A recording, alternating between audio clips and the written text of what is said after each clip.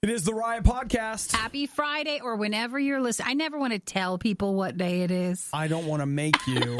In case you're not listening to it on the day we happen to be sending it out. But whatever day it is, happy day. Well, I'll tell you what day it is. 2008 day. That's what day it is. Is that the year we're going through? Yes. This year for our podcast today, 2008. The kind of things we'll talk about. Nikki looks for bears and Obadiah explains them. So nothing like a little condescending bear talk. Great. Right? Looking forward to it. Who wouldn't want that? Dude, I remember this. China puts the ugly girl in the corner. You said that when you were getting it ready, and I don't think I remember it. Dude, I'll probably remember when I hear us talking about it. It's the Olympics, the Beijing Olympics, and the opening ceremonies. And it's all there. Yes. You're not supposed to laugh at it. Do you guys remember Krystal Myers? Before the Illuminati had her killed? We had an old RadioU artist. Yesterday was Throwback Thursday for us, and she was a throwback artist. Yeah. I hit her with a microphone. You did? And when I was trying to interview her, yeah. I totally remember that. And guy gets attacked by a Christmas tree, dropping your phone in the toilet. Perfect stuff. Just exactly what you're looking for. Especially today. Yeah. Again, whatever day it is. Whatever day it is. If you are listening on Friday, though, this week we've been giving you special Worst of Riot podcast stuff because we're doing our fundraiser for RadioU. If you want to learn more about supporting our podcast, we desperately always need the support for the podcast and for RadioU. You can go to RadioU.com, and then if you're a podcast listener, put in the comments section, hey, I'm here for the podcast, and we'll mark it towards that. All right. Please enjoy the day. Do all of that and have a great weekend. Bye. You'll find Obie and Nikki on their best behavior during the fundraiser, and it has nothing to do with money. It's because Michael's in the room. The fall fundraiser on Radio U. 877-2-RADIO-U. RadioU.com. What do you think is the most embarrassing thing your dad has ever done, Nikki? To you, like personally, like you were somewhere and you're like, oh, that's my dad. Well, he tries to make jokes that are bad. Well, so he does that often. That's a good one for you. That's the most. One of my favorite dad memories. It wasn't really embarrassing, but it was hilarious. When we were in high school, we were doing a car wash, and he came out and was like the adult supervisor or whatever, and he went out in traffic with paper towels and Windex and started going over to people's cars and be like, your car is filthy. You need to get in here. Oh, that's cute, though. It was fun. Like, it was really that was nice of him. Legitimately funny. Like, I remember getting a good laugh at that. I can't think of anything in particular I've been like, oh, gosh, well, Dad, it's different, too. Your perspective when you're younger, everything's more embarrassing than when you get older. It might still, but it's not like life-threatening embarrassing. Well, let's change geographical location. We were discussing our parents. Let's talk about the Pizza Patron in Texas. Do you remember talking about them a while back? They became the nation's first pizza chain to accept the peso as payment for pizza. Okay, yeah, I remember.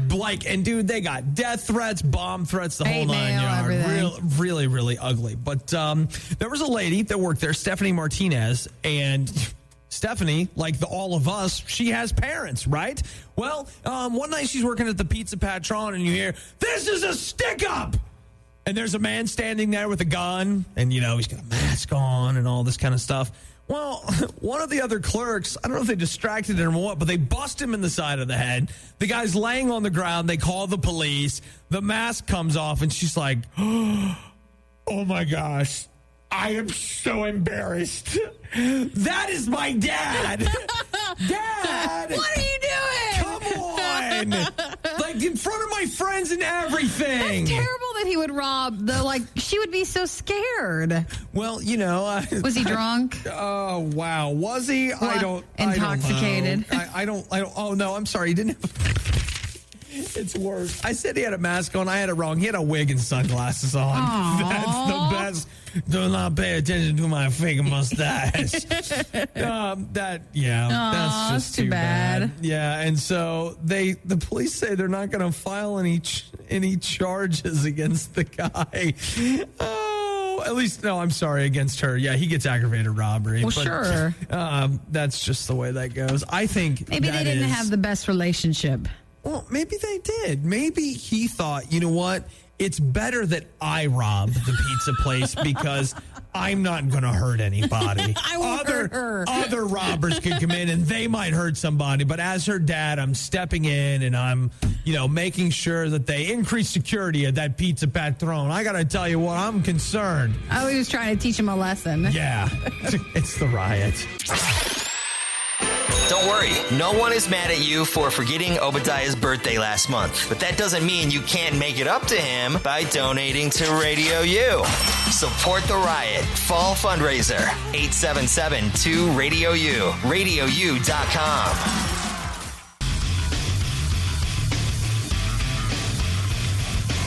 It's the riot.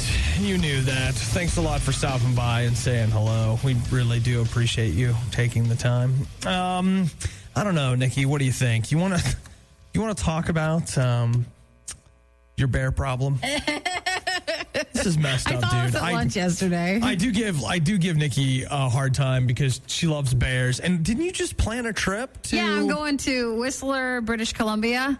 And explain it to us. You go there, and it's about 4 hours north of Seattle. Uh-huh. And do you fly into Seattle and drive? Yeah, because I want to go up the coast. So that'll it's be really it's nice so drive. And then you go whale watching and all that stuff.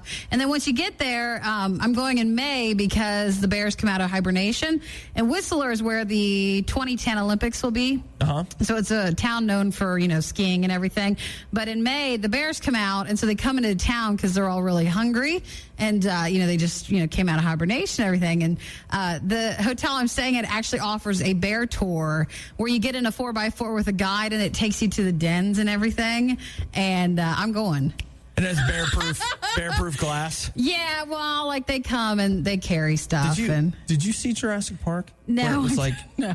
That was fine. You just stay on the trail. And the animals, the animals will, they had guides too. This one's fine. Dr. Grant. They carry tranquilizers and stuff in case something happens. Uh-huh. So you're safe. They had guns too. But then they also come into the town so you can just see them. So I'm very excited. Yeah, that's good. Well, I actually do want it to go well for you, but they had a woman in Southern California from Caliente. Muy caliente. Oh, caliente.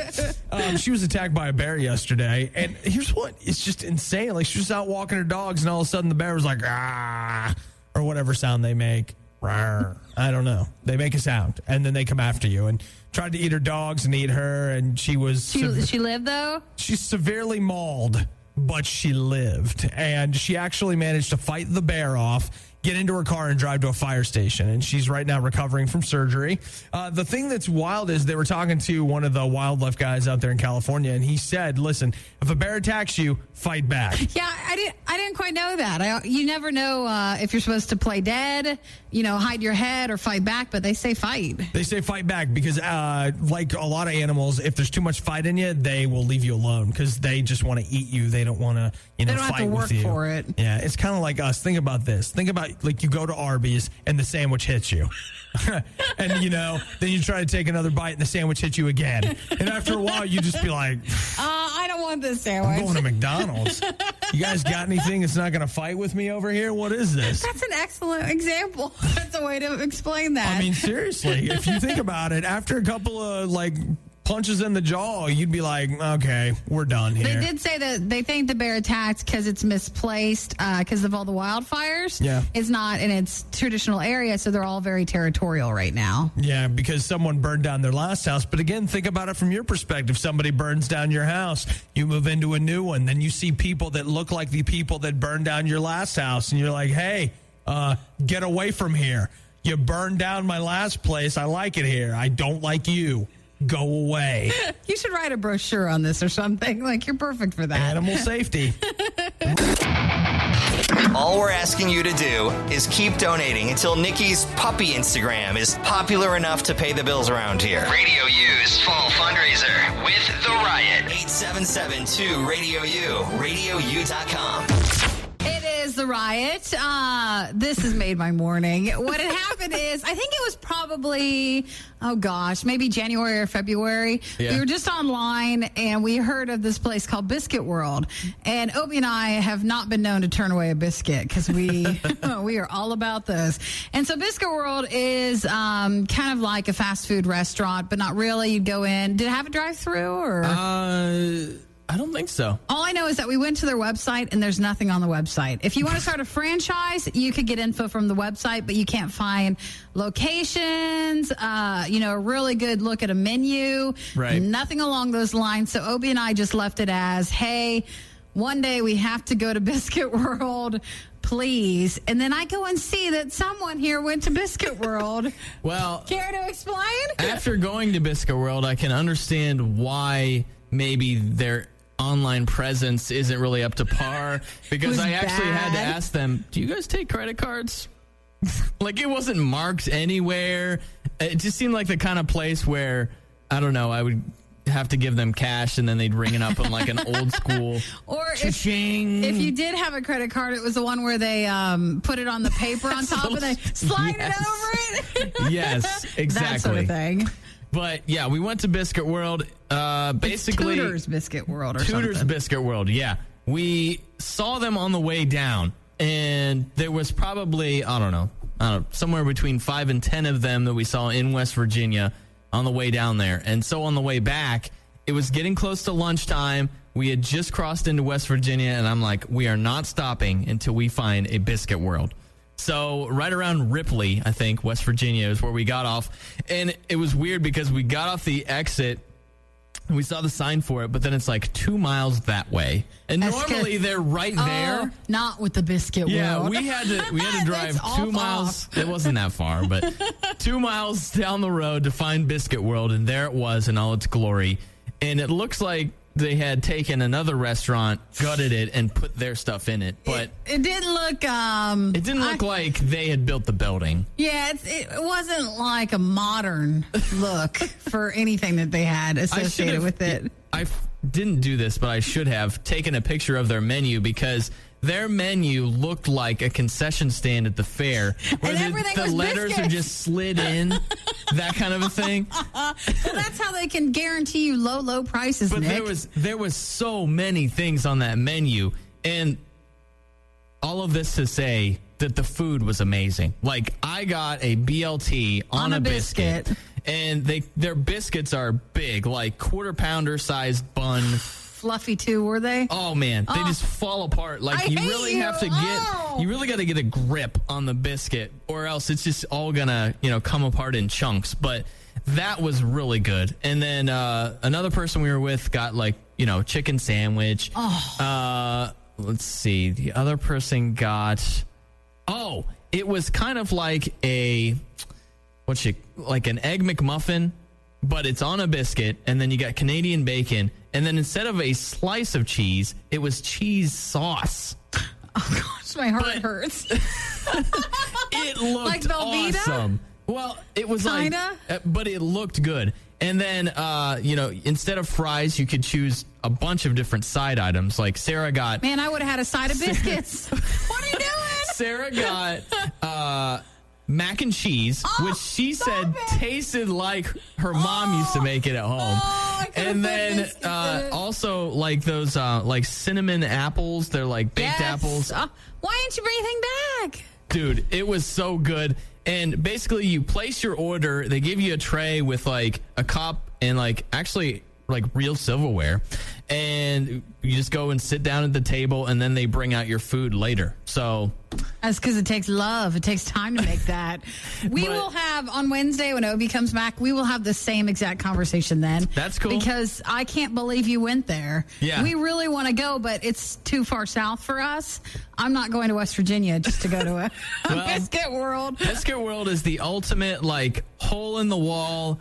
Deep south. That's worth it. That's the food totally makes up for anything else that you might see there. It's just a total experience. Here's the one question. This is normally how I try to gauge restaurants. Would I have had to keep holding it, or could I have gone to the restroom while I was there? Kind of 50-50. No, okay. No, that's a no then. It wasn't disgusting, but it wasn't clean. So there you go. Well, how can they expect to keep everything else when they just have to focus on the biscuits? True. I understand. To their credit, we stopped for gas at maybe, an hour down the road. And the restroom at the BP that we stopped at made the restroom at Biscuit World look like it was I don't know, Carnegie Hall bathroom or something. Was it an outside bathroom? No, it was inside, and it was no disgusting. I could not believe what that thing looked like. So I don't know. That made me appreciate Biscuit World a little more. Man, I'm so psyched for you, but not for all of us who never got to experience it. Riot road trip to Biscuit World. Let's put some lipstick on this pig. Support the Riot during the fall fundraiser. 877-2-RADIO-U. RadioU.com. It is the Riot on Radio U. Now, another great winner that has come out of the Olympics has been the little girl that sang the song. She was 7 years old, and she sang Ode to the Motherland. That was during the opening ceremonies. Yeah. And everyone apparently in China has just gone crazy over this little girl because she was so cute, and she just had the most wonderful voice. And now the truth comes out. The girl that you all saw on television... Oh, geez.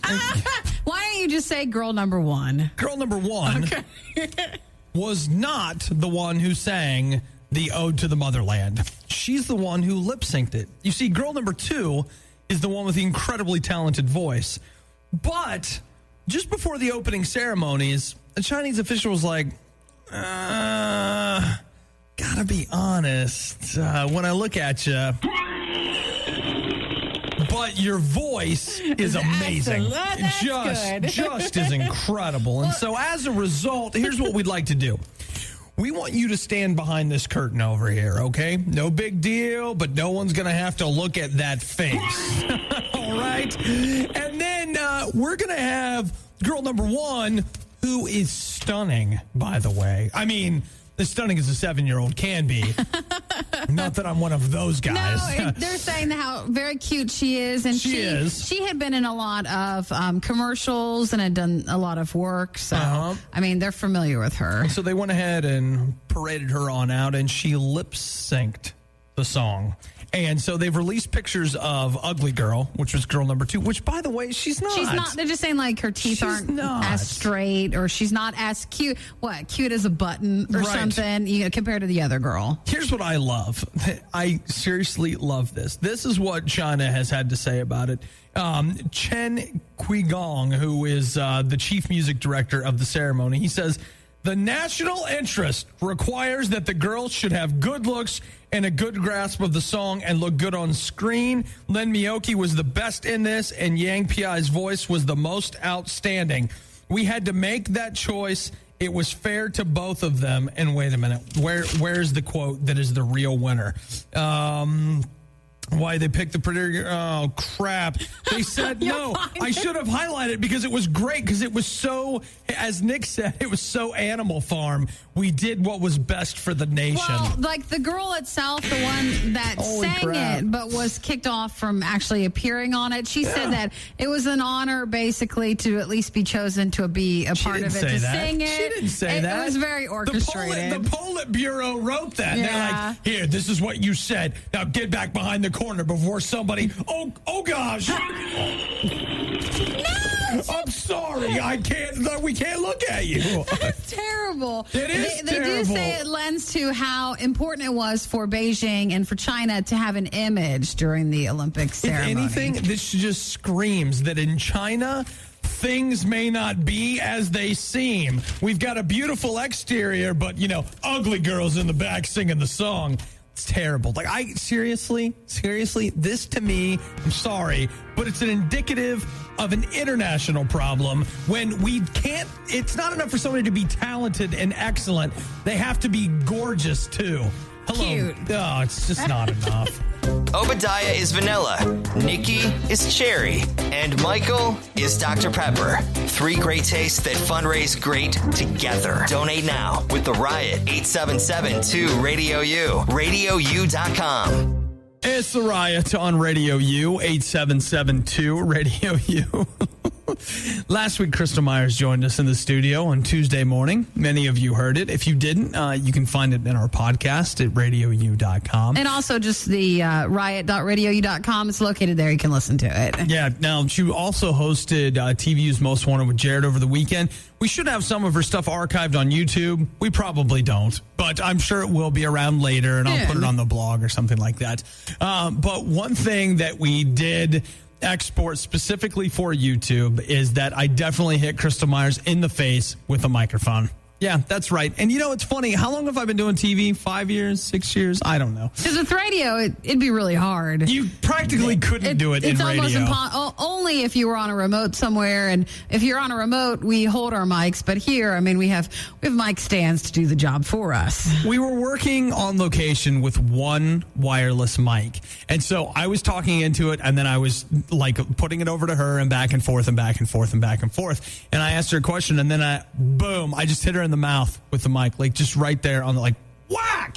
And that's never happened. I have never hit anyone with a microphone before. And I immediately started laughing. And she actually was just going to keep right on going. Like, she was just going to make, like, no big deal, whatever.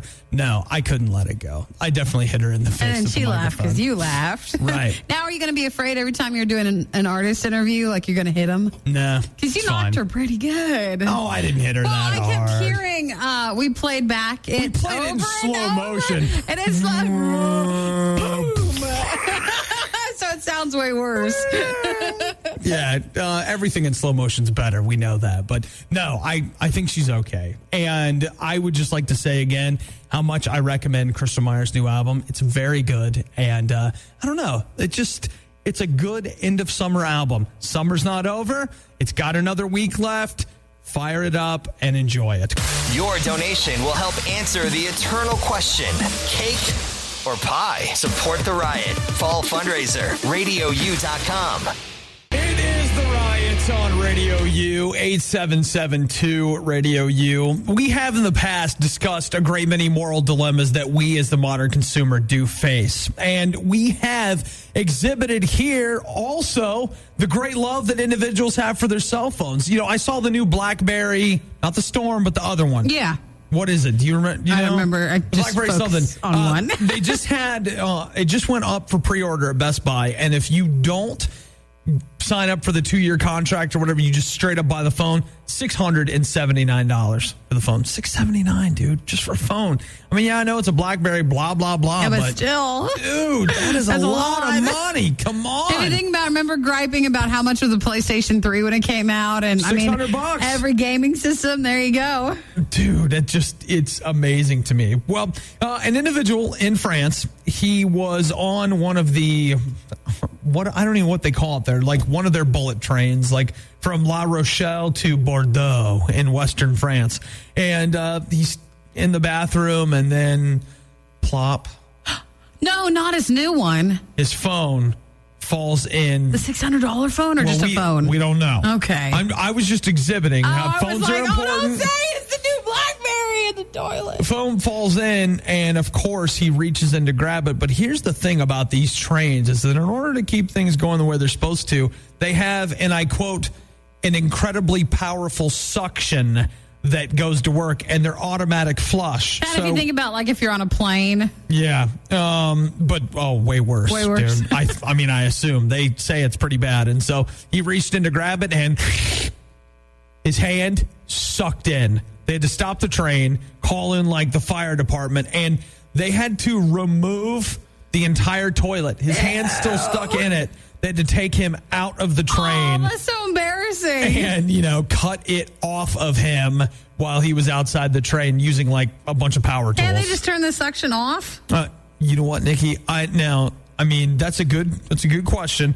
I'm assuming not, or they would have done that. Aww. So, yeah, that's embarrassing. That's why, because I took a train ride not too long ago, and they made a point to say if you had any trouble while you were in the bathroom, there was a call button in the bathroom. So that's probably why.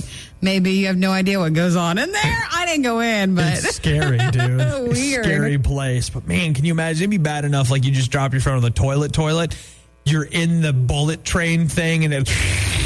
What if it sucked your arm off?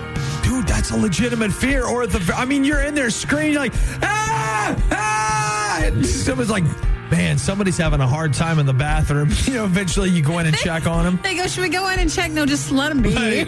If your dog could talk, he would tell you how much he loves listening to Nikki in the morning. She's a friend to animals everywhere. Support the Riot. Fall fundraiser. RadioU.com.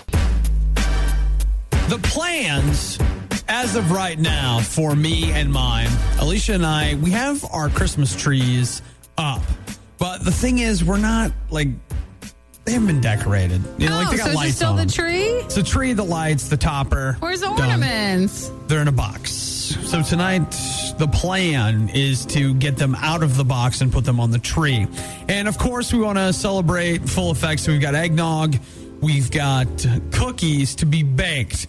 Yes, we just bought, store brand or Nestle, whatever, dough. So just put it out, bake it, bam, and Insta cookie. Because I don't have time to make cookies and decorate the tree. Don't feel bad. Don't feel sorry for it. But I still want cookie. Of course I want cookie. Who doesn't want a cookie? Come on, really? So that's on the agenda for tonight. And I figured, if things don't go really well, I'm just going to throw the tree at her and then attempt to beat her with the tree stand. That's if things don't go well. At least that's what I would have done if I lived in Florida and I was a 37-year-old man that was still living with his parents. This is not a good story. Thomas Edward Lackey, or should we refer to him as Lacking? He was helping his parents put up the Christmas tree, and they got in an argument, and he is now facing a felony assault charge because he picked up the tree and threw it at his dad, which, that's pretty impressive. Mind you, why this guy is almost 40, not the dad. Yeah. The dad is not almost 40. The dad is not almost 40. The son is. And he threw the tree at him, and then when the tree failed to hit his dad, he picked up the tree base and began chasing him around the house because he was going to hit his dad with it. The two of them managed to subdue him and call the police. And yes, now he's facing felony assault. Was he drunk or alcohol? Well, they haven't mentioned alcohol as being involved. Drugs. It doesn't say, Nikki. The tree's alive!